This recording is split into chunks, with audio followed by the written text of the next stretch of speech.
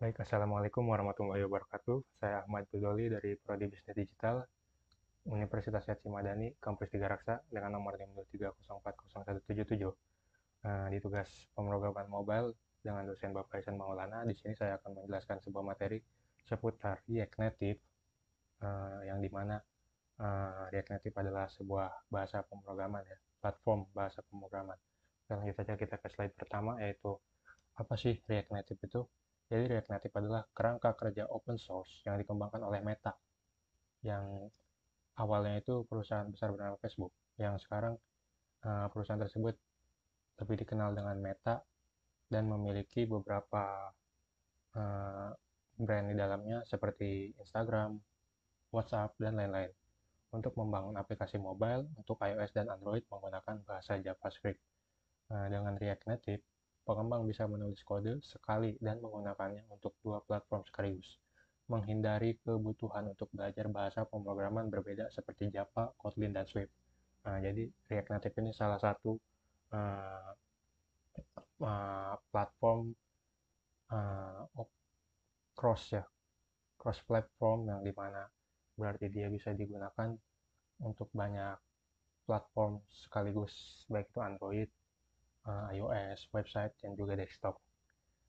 Sejak dirilis di tahun 2015, framework ini telah menjadi pilihan utama banyak perusahaan global seperti Instagram, Airbnb, dan juga Gojek yang ada di Indonesia tentunya. Karena kemampuannya menciptakan aplikasi yang berfungsi seperti aplikasi native atau aplikasi asli dengan performa cepat.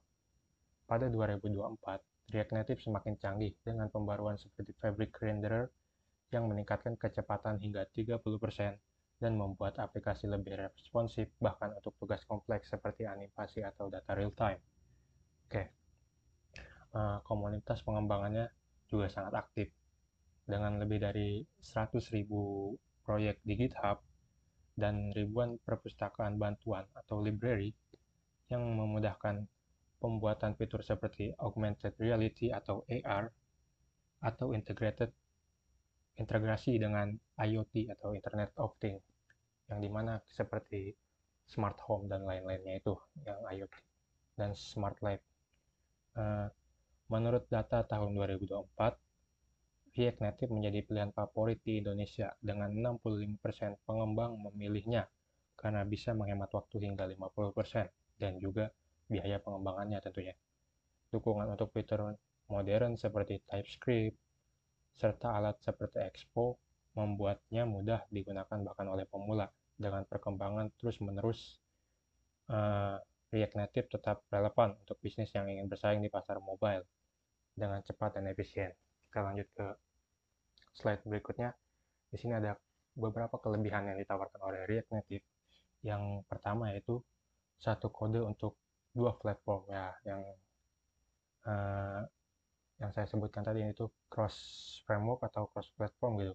Jadi ini itu bisa untuk sebenarnya lebih dari dua platform sih, kalau karena di web juga bisa, Android juga bisa, iOS juga bisa. Jadi React Native memungkinkan kita menulis kode sekali dan menjalankannya di iOS maupun Android tanpa perubahan. Ini artinya bisnis atau developer tidak perlu membuat dua tim pengembang terpisah untuk masing-masing platform. Dengan demikian, waktu dan biaya pengembangan uh, bisa ditekan hingga 40-50% berdasarkan studi di tahun 2024 tadi. Jadi ini keuntungan yang ditawarkan oleh React Native, berbeda dengan bahasa lain seperti native atau hybrid yang untuk setiap aplikasinya diperlukan programmer dengan bahasa yang berbeda untuk setiap aplikasi tersebut. Jadi ini sangat menekan biaya pengembangan. Yang kedua yaitu performa seperti aplikasi native. Nah, aplikasi native itu bahasa pemrogramannya bahasa asli, jadi seperti Kotlin, tadi Swift, atau yang lain-lain. Jadi, meskipun menggunakan JavaScript, React Native ini menghasilkan aplikasi yang berjalan setajam aplikasi asli, seperti yang dibangun dengan Swift atau Kotlin tadi yang saya sebut. Jadi, ini karena framework ini mengubah kode JavaScript menjadi komponen sistem operasi secara real-time. Pembaruan terbaru seperti Fabric Render pada tahun 2024 bahkan meningkatkan kecepatan hingga 30%, membuat aplikasi lebih responsif. Jadi, yaitu React Native ini dapat merubah kode JavaScript menjadi seperti aplikasi native, kode aplikasi native, yaitu Swift atau Kotlin dan sebagainya. Yang ketiga yaitu cepat dalam pengembangan. Fitur seperti hot reloading memungkinkan pengembang melihat perubahan desain atau kode langsung dalam hitungan detik tanpa perlu menunggu aplikasi restart. Ini mempercepat proses uji coba dan mempersingkat waktu sampai aplikasi bisa diluncurkan ke pasar. Jadi ini fitur preview yang super cepat mungkin.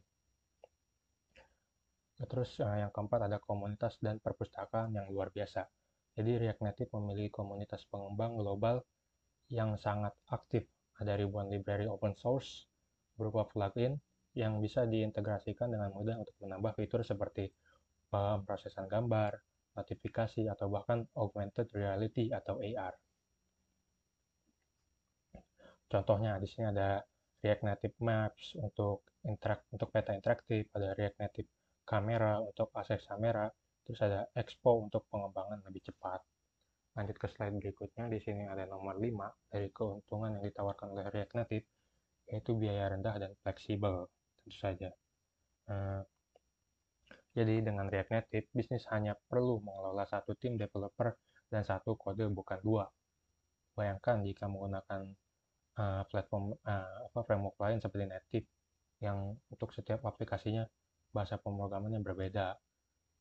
Jadi memerlukan tim-tim programmer yang berbeda untuk setiap aplikasi yang dikembangkan di berbagai platform yang berbeda. Sementara React Native ini hanya dengan satu framework, React Native bisa membuat bekerja di dalam dua platform dengan satu tim pemrograman yang sama.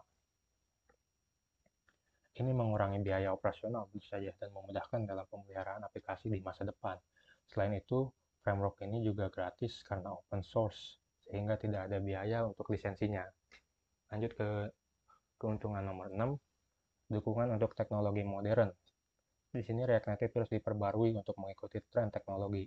Contohnya, TypeScript, dukungan penuh untuk bahasa yang lebih aman dan mudah dikelola sejak 2023. Terus, untuk AR dan VR, integrasi dengan library seperti React Native AR untuk aplikasi canggih, serta web apps. Kode React Native bisa diubah menjadi aplikasi web dengan fitur React Native Web. Lanjut ke nomor 7, populer di pasar global dan lokal. Jadi React Native digunakan di perusahaan besar seperti yang disebutkan di awal tadi, Instagram, Airbnb, dan Gojek, hingga Traveloka.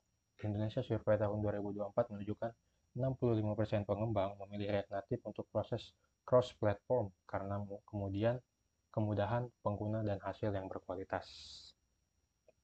Nah, keuntungan yang terakhir yaitu skalabilitas yang baik. Aplikasi yang dibangun dengan React Native mudah diperluas dan diperbarui. Developer bisa menambah fitur baru tanpa harus mengubah struktur kode dasar, sehingga bisnis bisa lebih cepat beradaptasi dengan kebutuhan pasar. Itu dia 8 poin keuntungan yang ditawarkan oleh React Native.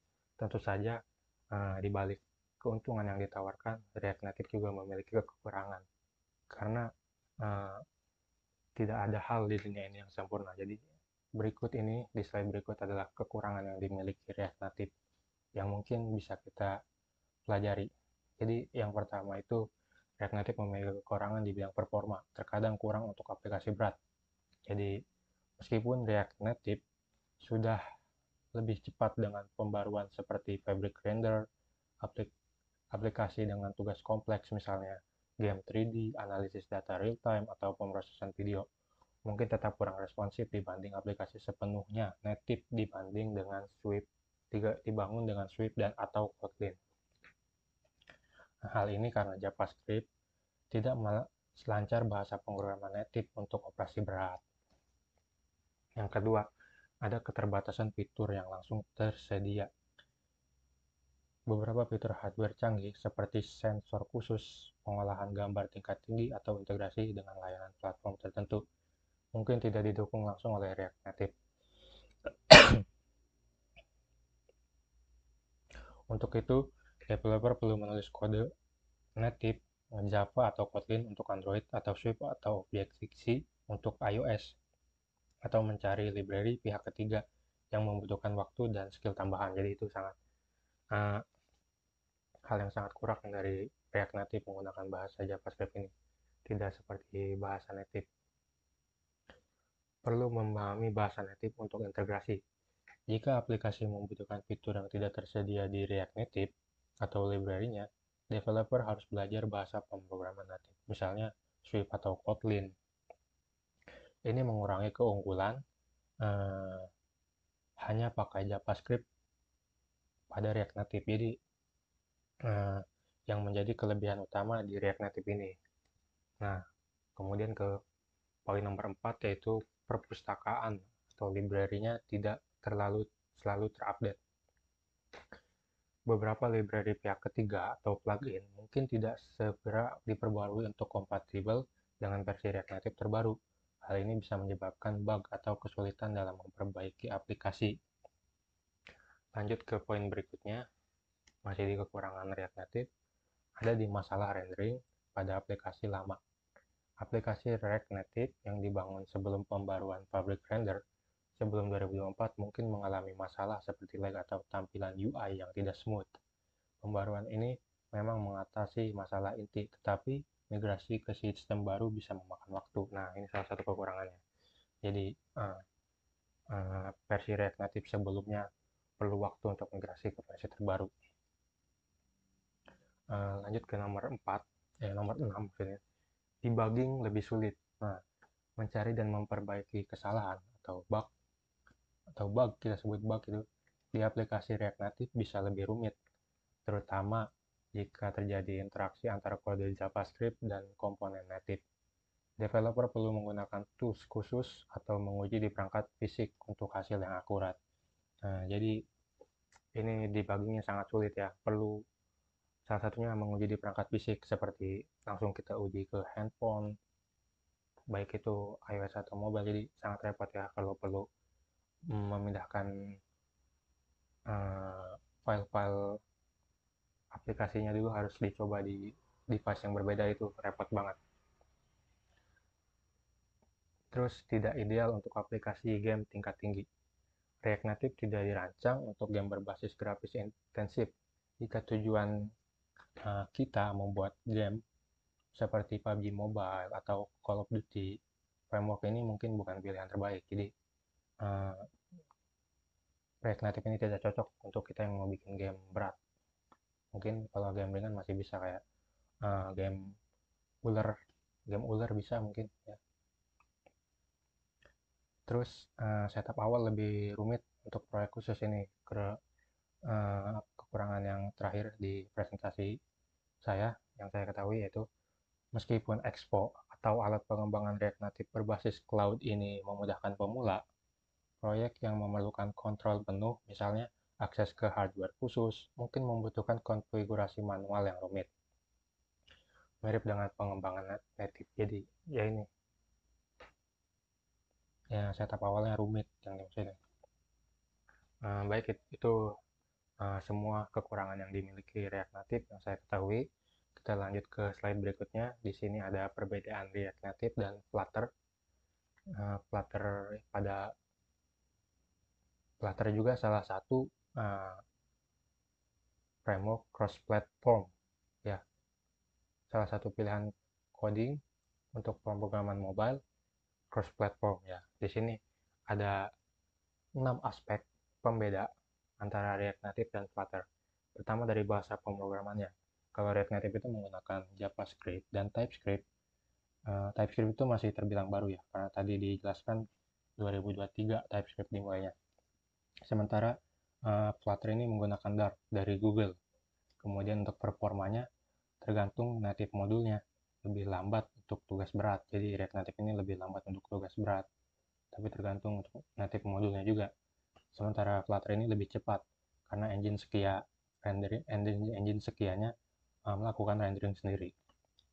Selanjutnya di UI dan UX-nya atau user interface dan user experience-nya, menggunakan di React Native ini menggunakan komponen native platform, sementara di Flutter ini komponennya konsisten, yaitu material atau Cupertino. Terus ada hot reloadingnya. Di React Native ini ada, tapi kadang perlu restart. Di Flutter juga ada, lebih mulus tanpa restart. Terus di ekosistemnya, di React Native ini komunitasnya besar, dan di Flutter juga besar, cepat berkembang tetapi lebih terbatas. Ketergantungan platform. Nah, di React Native ini sangat tergantung, membutuhkan SDK native atau Android Studio dan Xcode itu mungkin untuk membantu kita tadi ya, previewnya itu. Nah, sementara di Flutter ini tidak perlu SDK kecuali deploy. Nah, itu semua perbedaan antara React Native dan Flutter di presentasi saya. Lanjut ke kesimpulan ya, ini terakhir. Jadi kesimpulannya, React Native adalah alat yang memudahkan dalam pembuatan aplikasi mobile karena bisa digunakan untuk iOS serta Android sekaligus. Dengan menggunakan JavaScript, bahasa pemrograman yang sudah ada lebih dari 25 tahun, React Native menjadi lebih mudah dipelajari. Terutama bagi pemula, banyak sumber belajar tersedia sehingga siapapun bisa mencobanya. Nah, jadi React Native ini dengan bahasa pemrograman yang sudah lama, yaitu JavaScript, tentu saja banyak programmer yang sudah mengetahui bahasa JavaScript ini, jadi sudah tidak asing buat mereka, para programmer. Jadi, kemudian kesimpulannya berikutnya itu, React Native ini dikembangkan oleh tim Facebook dan dirilis pada tahun 2015. React Native terus berkembang hingga sekarang. Kesuksesan ini didukung oleh komunitas yang besar dan aktif, terdiri dari banyak ahli yang berbagi pengalaman, informasi, hingga proyek bersama. Selain itu, Facebook juga terus memberikan dukungan untuk mengatasi React Native tetap relevan dan berkembang. Nah, salah satunya banyak sekali komunitas di GitHub ya. Terus tentu saja seperti teknologi lainnya, React Native memiliki kelebihan dan kekurangan. Namun keunggulannya jauh lebih besar dibandingkan kelemahannya, terutama jika melihat manfaat bagi bisnis. Jika Anda ingin mengembangkan aplikasi mobile untuk bisnis kita, jadi jika kita mau mengembangkan aplikasi mobile untuk bisnis kita sendiri, tidak ada alasan untuk menundanya. Kalau mau buat aplikasi mobile itu, React Native jadi pilihan yang bagus. Terus di sini ada saran juga supaya proyek aplikasi kita berjalan lancar. Ada beberapa langkah yang perlu kita perhatikan, yaitu pertama melakukan riset pasar dan teknologi, terus menentukan tujuan aplikasi yang akan kita buat, membuat rancangan tampilan aplikasi, menyusun alur penggunaan aplikasi, menyimpan sistem back-end, menguji prototipe aplikasi, kita melanjutkan ke tahap pengembangan penuh. Jika kita menghadapi kesulitan dalam proses ini, ada dua solusi terbaik nih.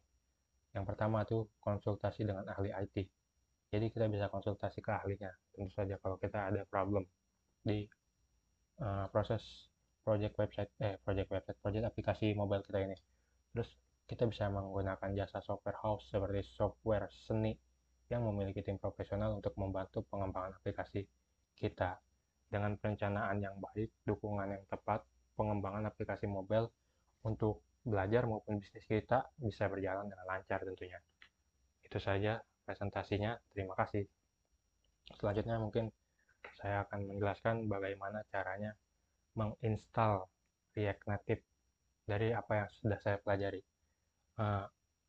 Berdasarkan yang saya lihat di website React Native ini, kalian pertama-tama bisa buka website React Native, bahwa versi terbarunya yaitu 0,78 0.78 versi itu.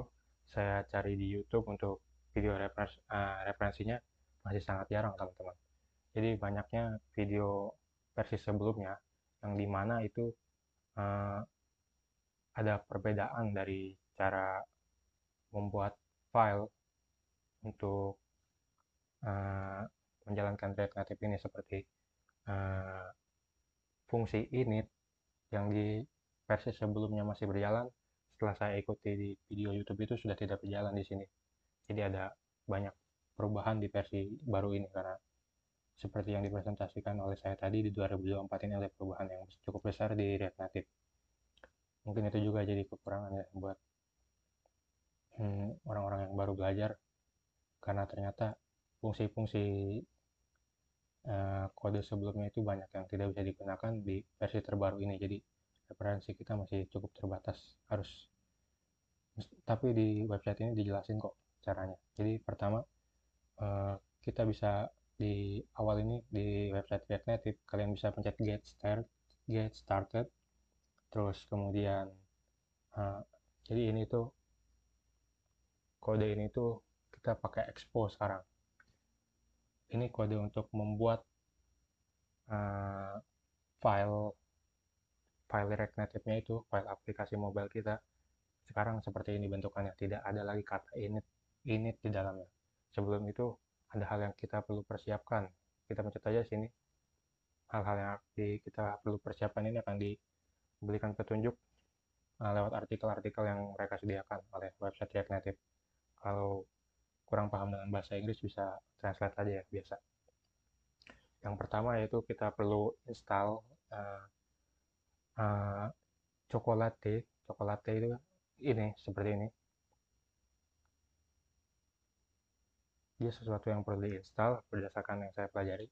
Jadi kalian tinggal salin saja kode ini, kemudian kalian pergi ke command prompt, paste, lalu tinggal enter. Kalian akan uh, Chocolate ini akan terinstall secara sendirinya. Sementara karena saya sudah menginstalnya, kalian bisa mengecek ya apakah instalasi tersebut sudah berhasil. Bisa dicek Choco Strip V. Tunggu sebentar, dan ini berhasil. Ini Choco versi 2.4.3. Jadi Choco sudah terinstall di file saya ini, di command prompt-nya.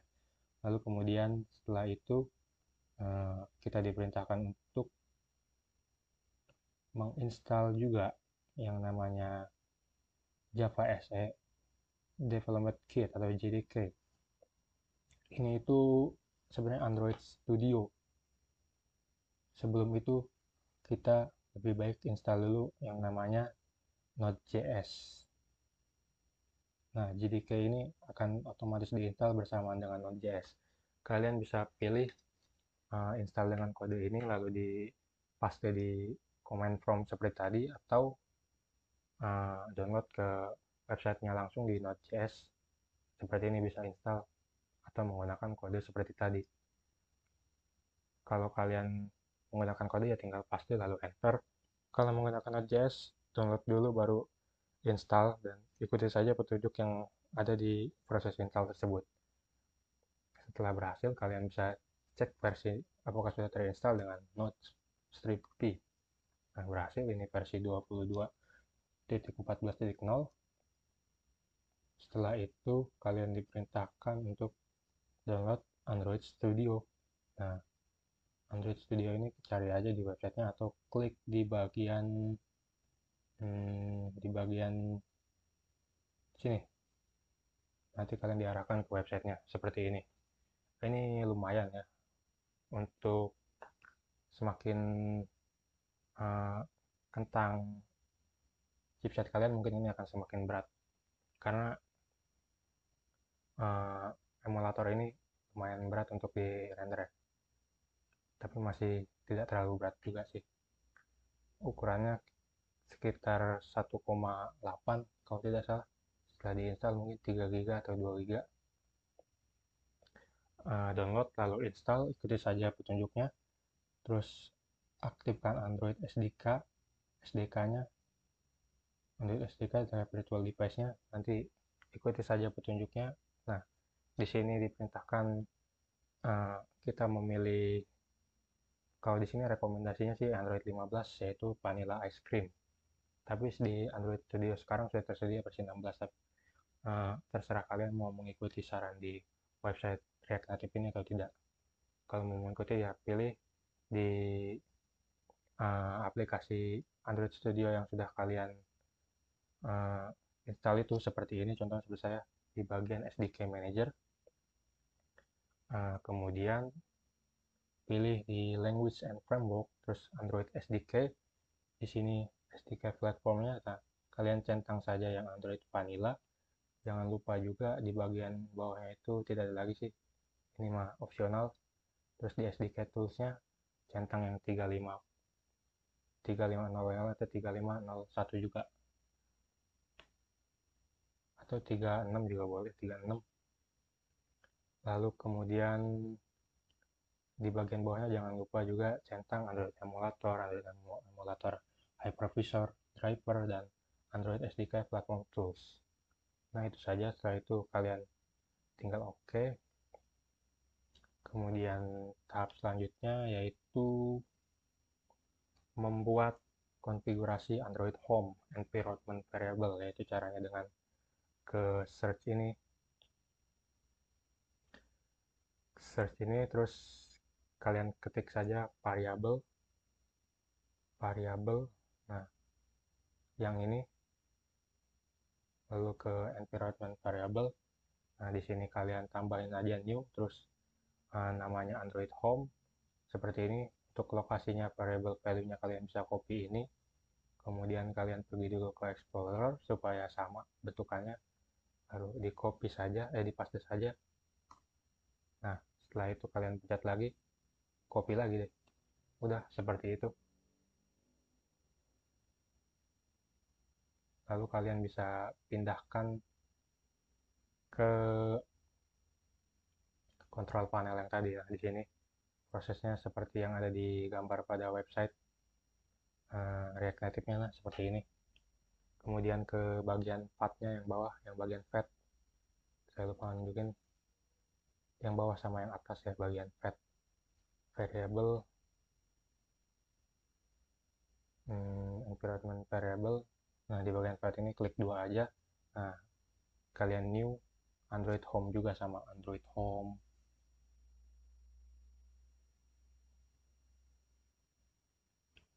Terus new aja, kayak cancel. Sama path yang bawah juga, tambah Android Home.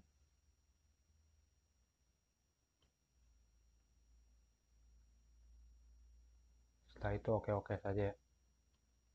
Nah ini untuk tinggal tambahin new, terus masukin ini nih, sama kayak tadi caranya ke, jadi nggak usah, kalau di pad ini nggak usah pakai Android Home lagi ya, tinggal tambahin aja yang ini. Jadi caranya sama kayak tadi, ke Explorer dulu, paste, cari, copy lagi, paste, pindahin ke pad yang tadi.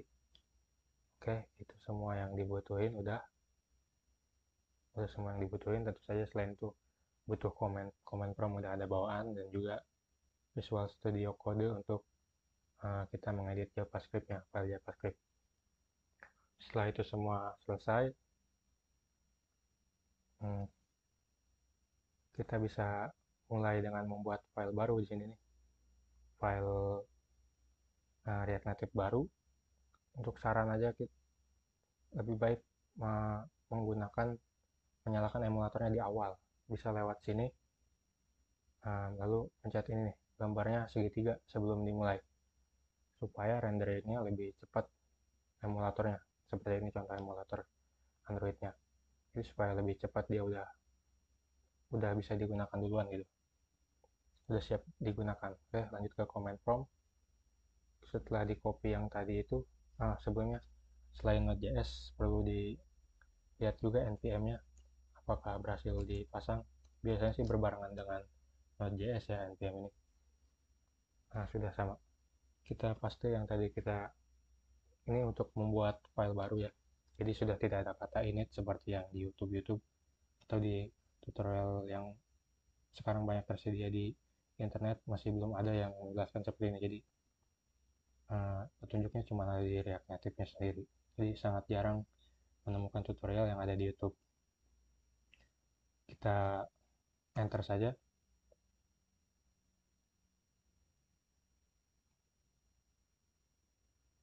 Nah, selanjutnya di sini nama filenya, misalkan belajar coding, enter, no spasi ya, tanpa spasi. npm yang lagi diinstal. Nah, setelah lagi nungguin ini selesai, kita tinggal bisa pencet ini, continue with Expo.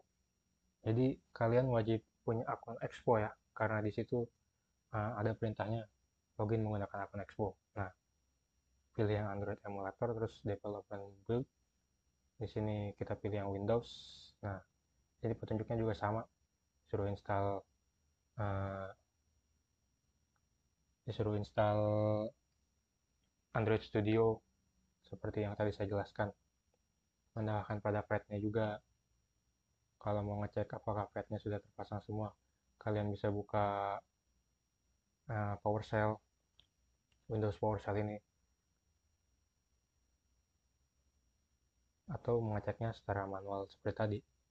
Kita paste saja.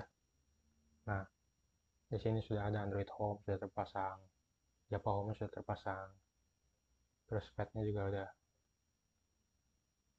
udah banyak, sudah terpasang juga. Jadi ya bisa mulai ke tahap-tahap berikutnya.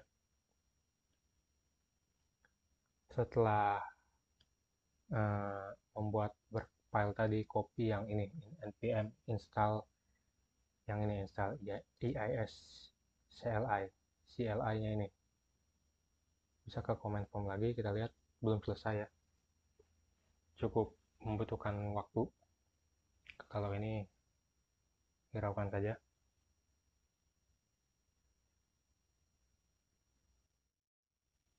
Nah, ini sudah ready. Jadi namanya itu tadi belajar coding, bisa kalian cek di Windows C user, nama file kalian, kita cek saja.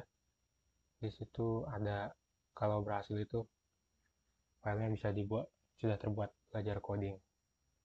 Di dalamnya itu sudah ada berkas-berkas struktur aplikasi mobile ya, bisa dilihat di apps ini. Sudah terbuat. Lanjut, kita paste yang tadi, npm install. Tunggu lagi.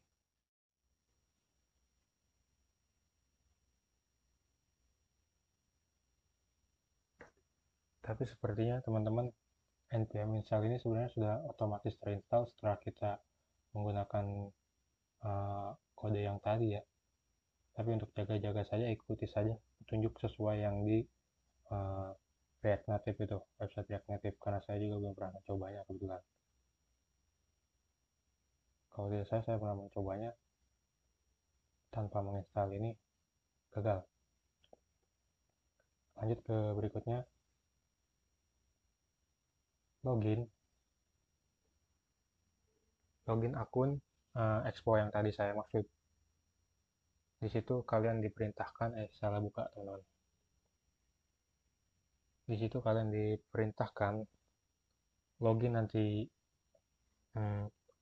seperti biasa login. Di situ masuk lewat username atau email yang kalian gunakan di akun Expo tadi. Terus kemudian masukkan sandinya.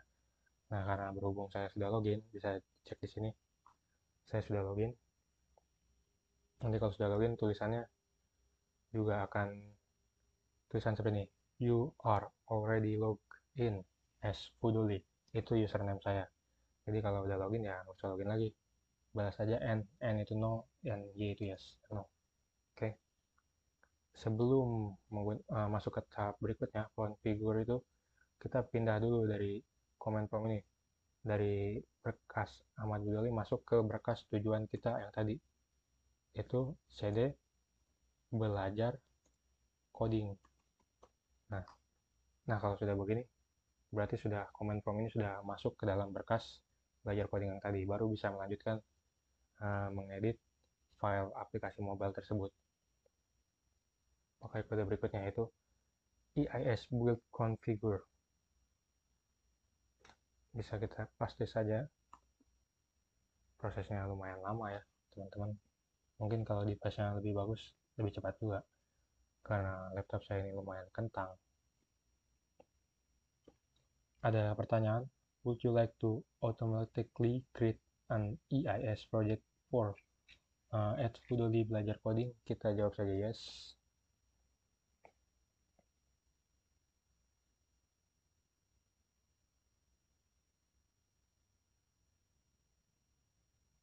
Jadi ini di konfigurasi dulu. Nah, kita pilih aja. Sebenarnya bisa pilih all ya, cuman untuk belajar karena device saya full Android, jadi untuk apa all Android saja. Nah, sudah selesai. Kemudian tahap berikutnya, nah ini platformnya kita supaya connect uh, antara Android Studio yang tadi kalau tidak salah. Dan ada development profile-nya juga. Kita paste.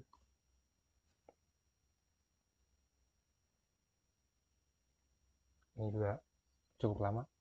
Nanti saya cepatin di video. Apa nih? Do you want EAS-CLI to install Expo Dev Client for you? Nah, yes. Nah, ada pertanyaan lagi nih. What would you like your Android application ID to be? Nah, sebenarnya sih bisa kita edit ya di sini. Yang penting mengikuti format ini. Cuman ya, nggak usah repot-repot. Langsung aja enter. Generate a new Android key store. Yes.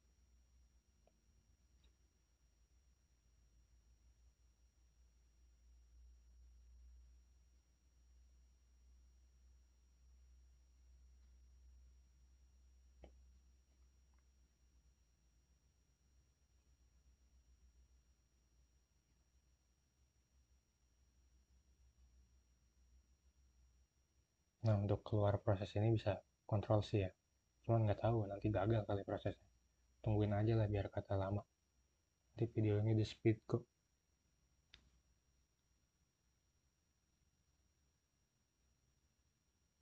Lama juga ya.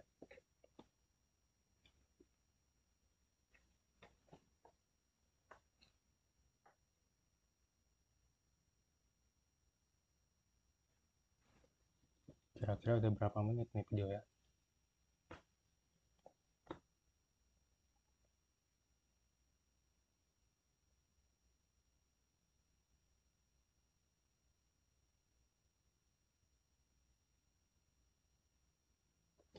In progress ya guys. Tungguin aja sampai selesai tulisan in progress ini.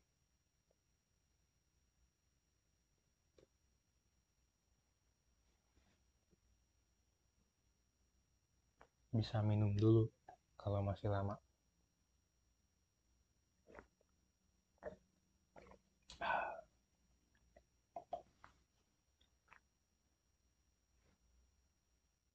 Nah teman-teman, jadi kalau sudah muncul tampilan QR code seperti ini, itu sudah hampir selesai ya. Jadi QR code ini bisa kalian scan menggunakan handphone kalian. Nanti handphone kalian akan mendownload aplikasi mobile yang telah kalian buat tadi, yaitu di saya namanya belajar coding tadi. Di sini install and run the Android build on an emulator. Jadi kita jawab yes. Ukurannya 167 MB. Sama kayak yang di uh, kalian download nanti menggunakan QR code ini di Android juga sama. Cuman kalau handphone kalian itu ada security-nya, ini nggak bisa diinstal karena masih tanda tanya buat si security handphonenya ini. Kalau bisa dimatiin dulu. Karena saya belum nyoba sih. Kan di sini ada emulator, jadi pakai emulator. Nah, setelah sukses kayak gini, kalau udah balik lagi kayak gini itu udah sukses ya. Kalian bisa ke tahap berikutnya, yaitu memulai uh, mobile apps yang tadi kalian buat. Itu isinya baru konfigurasi sama demo aja ya.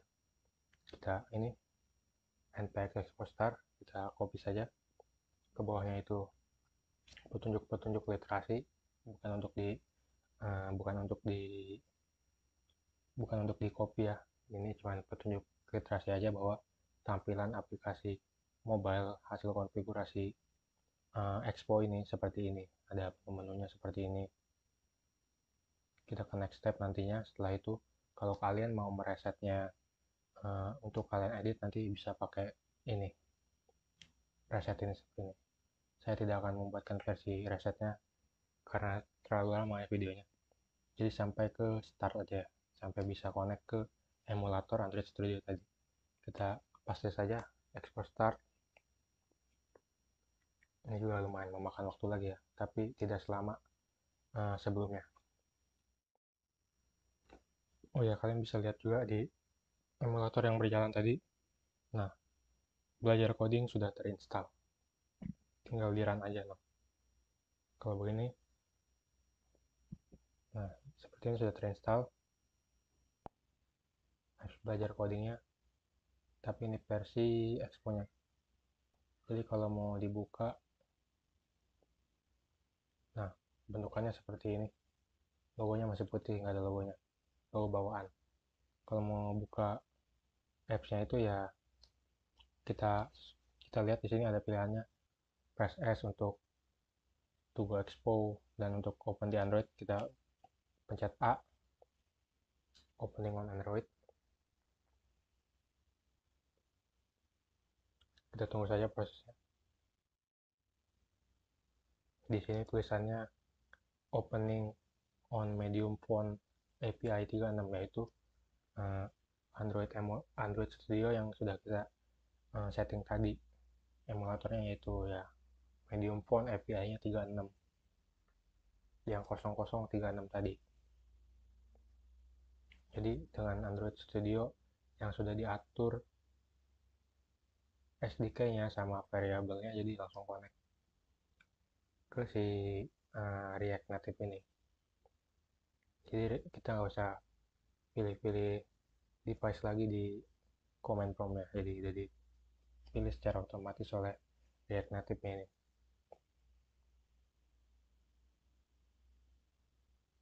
Tunggu sampai selesai. Sudah selesai. Coba kita cek. Nah, terbuka. Sudah. Continue. Kita lihat.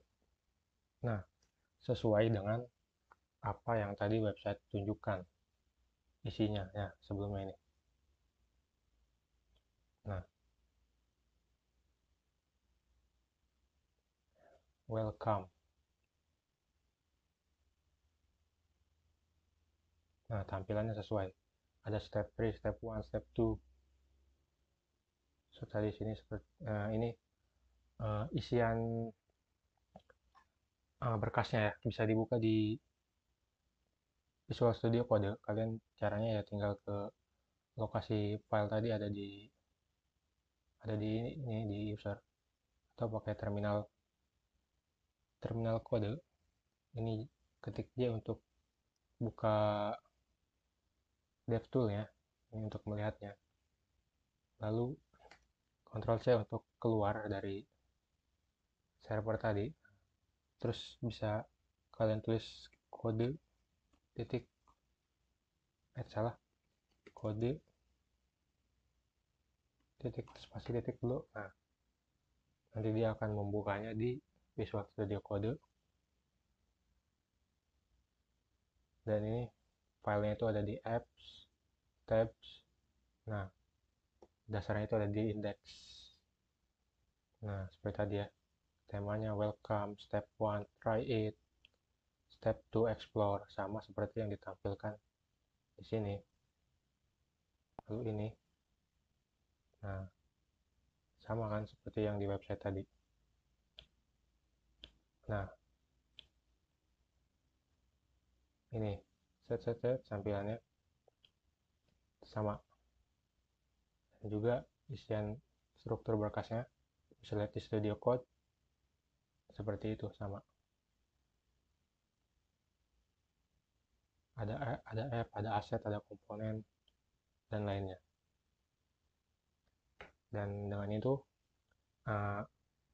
inilah yang saya sudah pelajari, yaitu awal cara menginstal React Native. Mungkin baru awal, belum membuat aplikasi mobile sendiri. Cukup sekian yang dapat saya sampaikan di video ini, yaitu presentasi seputar React Native dan juga cara menginstal ya.